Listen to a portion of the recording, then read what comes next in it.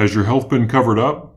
Today, it's Revealing Wholeness with Dr. Troy Munson, presented to you by Infinity Whole Health.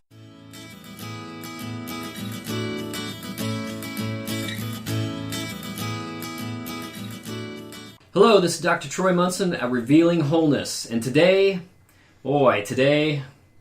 I don't know. Doc, you're not looking too good here today. You're kind of on edge. Is there a problem that has come to your focus, attention? Can you hear the sighing in my voice? I'm quite a bit miffed right now. Uh-oh. And I'm reading this book, and they talk about change. And in the midst of talking about change, they talked about these doctors doing a study on people, and they said they had too much saturated fat in their diet. Too much saturated fat. And so because of that, they were going to have them drink skim milk, because that would remove a lot of saturated fat from their diet. And I had to stop the tape because it's an audiobook, because I spent a lot of time in my car. And I had to breathe. I had to totally calm down. So those of you out there that have heard about saturated fats and the myths around it, I want to give you some history. 1,000 years ago, what did we use as fat to fry things in, to cook things in, to do all that? Animal fat. We used animal fat. We rendered animal fat down into lard, and It was just pure saturated fat. And so if we look at the heart, the first fuel it wants to use when it's really pumping and we're running or we're fighting or we're running from a lion or whatever back then, it used saturated fat. That's its fuel. That's its most favorite source. And so we're animals. We make saturated fat, we store saturated fat, we use saturated fat. That's our design. Here you have a cow who is an animal, happens to be 98.6 degrees and makes saturated fat and puts in its milk. What do you think the cow wants?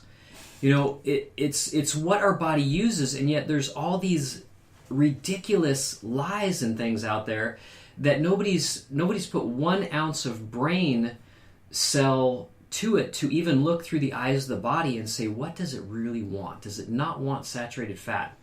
And so the fats are where a lot of the vitamins and nutrients are that our body needs so much. And I'm gonna digress here a little bit into milk.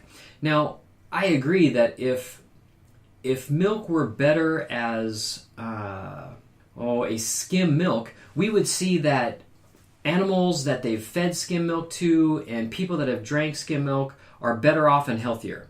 But as we look at it, we would feed skim milk to pigs because we had so much skim milk left over from the dairy industry that they didn't know what to do with it all. It was literally like a toxin to the environment. They just had so much skim milk. And so they said, well, we'll feed it to pigs. Well, the pigs weren't sated. They actually wanted more. It made the pigs fatter because there was no nutrient value in the milk because they took all the fat away. Well, if you look at a cow that has a tremendous amount of fat in its milk, sometimes it'll be upwards of 8% fat. I mean, it'll be enormous. But you look at whole milk today, and it's standardized at, I think, 3.75% or 3.5% fat. Most of the fat, they don't tell us, they scoop off from the milk and they sell it to the creameries because they make most of their money selling it to the ice cream plants. So that's how most of the dairy industry makes a lot of their money. And what they don't tell us is all that wonderful cream is really going to areas that, they're going to pasteurize it. Now they're going to destroy the vitamin A's, the vitamin K's, the vitamin E's in there, which is sad enough as it is, but at least the cream is better for you than milk itself. So if you were going to drink milk, I'd be like heavy whipping cream or half and half at least. That would be a step up. And if you really want to do your body good, you'll actually drink a raw milk, not pasteurized. So in the 1950s, when they were trying to pass a law to make sure that all milk had to be pasteurized, it was for a monetary value, meaning it was because of money. And if they could pasteurize milk, they could keep it on the shelf for, 3 weeks, a month and a half before it went bad. Regular milk go bad, a week and a half, something like that. You could still drink sour milk, but if you try to get your nose even close to sour milk that's been pasteurized, I mean, you can't hardly get it down. You're just going to vomit. It's terrible. But raw milk that's gone sour, because I remember having it in the fridge as a kid. We'd drink, raw milk and this milk's starting to go bad. It was sour. But nowadays, if you take raw milk and pasteurize it and feed it back to the baby cow of the mother that it came from, that baby cow will die in 2 weeks.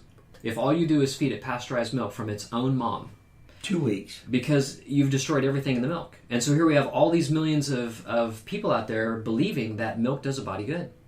Well, yes, if it's raw, and yes, if the animal is grass-fed, not grain-fed. Now we have great omega-3 fats in the milk, and it's literally a health food. We're not taught all that stuff. We're just taught that skim milk is good for you and that saturated fats are bad, and I get a little bit irritated when I hear that, even from a book that was written in 2011.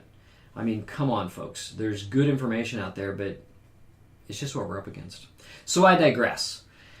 Again, thanks for hearing and listening to my rant. I will not even apologize, because I care too much about your health to apologize to even kind when I see just the idiocy of the systems out there. So as you have questions, please fire them back at me. You can always email me at chiroman@dr.com, or you can call me and rant with me at 360-893-8586, and I'd always love to hear from you. And until next time, I'm Dr. Troy Munson on Revealing Wholeness.